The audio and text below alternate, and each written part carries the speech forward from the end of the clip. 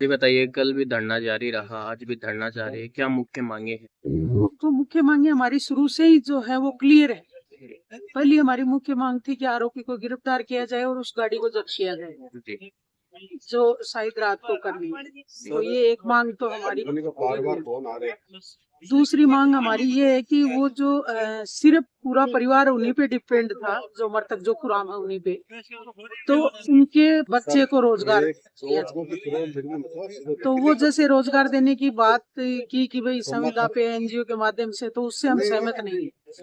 हम ये चाहते हैं कि भाई जैसे श्री सीमेंट फैक्ट्री है, तो उसमें परमानेंट एम्प्लॉय के रूप में उनको जॉब दिया जाए ताकि उनका परिवार सुचारू रूप से चल सके। क्योंकि अभी उनका चूल्हा जलने की कोई सोर्स नहीं है कि 1 रुपया भी कहीं से आए। वो भाभी जी है, वो बीमार चल रही है, अभी उसको तो 2 दिन से होश ही नहीं है। ऐसी स्थिति घर में कोरामा मचा हुआ है।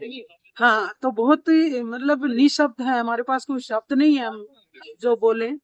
तीसरी हमारी मांग ये थी कि जो मुआवजा दिया जाए, तो वो मुआवजा हमारे सामने क्लियर किया जाए कि भाई आप किस साइड में कितना मुआवजा उस परिवार को मिलेगा।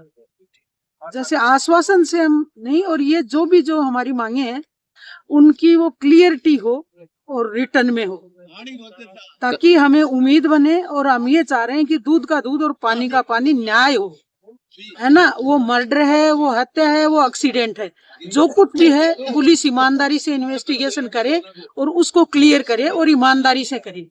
तो हम सच्चाई से न्याय चाहते हैं और उस परिवार की हर हाल में मदद, और बाकी लोग भी जैसे कितनी मदद कोई कर सकता है, सबसे हम अपील कर रहे हैं कि वो आर्थिक मदद, उनकी उस परिवार की मदद ईमानदारी से हो, क्योंकि उनका चूल्हा जलने का जो सोर्स था वो चले गए इस दुनिया से। तो हमारी मुख्य मांग ये है। कल 4 दौर की वार्ताएं हुई थी, एक बार डिप्टी साहब सीआई साहब आए थे, फिर सीआई साहब, फिर 2 बार तहसीलदार साहब ने की थी, तो क्या रहा उन वार्ताओं में? वार्ता हुई तो वार्ता में ये था कि वो सिर्फ आश्वासन था, तो आश्वासन था तो फिर हम यहाँ क्यों बैठे। क्या कहना था उनका कहना ये था कि हम उसको गिरफ्तार कर लेंगे आरोपी को, और दूसरा संविदा पे बच्चे को नौकरी दिला देंगे, और जो भी मैक्सिमम होगा वो मैक्सिमम आपको वो जो भी आर्थिक सहायता वो दिला देंगे। तो हम ये चाह रहे थे कि मैक्सिमम क्या होगी भाई, मिनिमम मैक्सिमम तो आप कहोगे कि भाई 20,000 रुपए वो मैक्सिमम है हमारी गाइडलाइन में, तो वो नहीं, हमें जो भी है मैक्सिमम वो क्लियर हो। और आप उस बच्चे को जॉब दिला रहे हो तो वो भी क्लियरिटी हो कि कहाँ दिलाओगे, संविदा पे दिलाओगे या सीमेंट फैक्ट्री में परमानेंट दिलाओगे, और आर्थिक सहायता हो वो क्लियर हो, है ना। तो हम क्लियरिटी चाह रहे थे और वो आश्वासन दे रहे थे, तो आश्वासन से वो चारों जो भी वार्ता हुई वो विफल रही।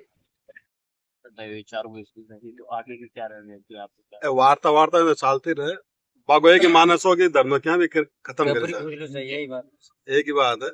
और हमारी मुख्य मांग ये है कि उस परिवार की आर्थिक मदद हो। एक बच्चे को सीमेंट फैक्ट्री में या सरकारी हॉस्पिटल में संविदा पर नौकरी दी जाए। कल शाम को हमें सूचना मिली है कि इस मुलजिम को बीकानेर की नजदीक से उसको उठाया है और वो गाड़ी भी जब्त कर लिया है, मुलजिम को गिरफ्तार कर लिया है, ऐसी हमें सूचना मिली है। अभी हमें कोई वो बताया नहीं क्या कि सूचना आ रही सिर्फ। तो धरना जब तक है तब तक ये हमारी मुख्य मांगे पूरी नहीं होती है, तब तक वार्ता आ रही है, दौर ये ऐसे चलते रहेंगे, इसमें कुछ लेना देना नहीं है। अभी सरकार का नुमाइंदा कोई नहीं आया हमारे पास में। कल आए थे सीआई साहब, आए थे डिप्टी साहब, आए थे, और शाम को फिर तहसीलदार जी भी आए थे, लेकिन वो वार्ता विफल रही है।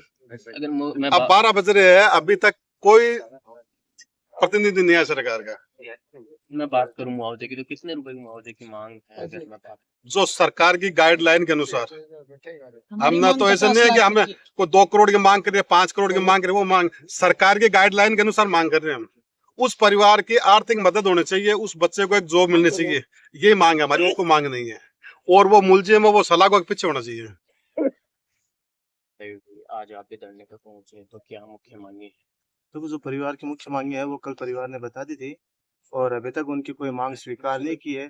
जब तक भी मांग लिखित के अंदर स्वीकार नहीं करता प्रशासन, तब हम यहाँ बैठे, हमें कौन सा मुंह भी बेचना है आगे जाकर। हम, हमारे भाई है जो एक्सीडेंट हुआ, जो खत्म हुआ, हमारे रिश्तेदार मानो, परिवार का मानो, हमारे समाज का है। जब तक उसे न्याय नहीं मिलेगा तब तक हम यहाँ बैठे हैं। और परिवार में एक बच्चे को सरकारी जो नौकरी है संविदा पे प्राइवेट है जो भी है उसे वो दिया जाए और जो मुआवजा होता है वो मुआवजा दिया जाए।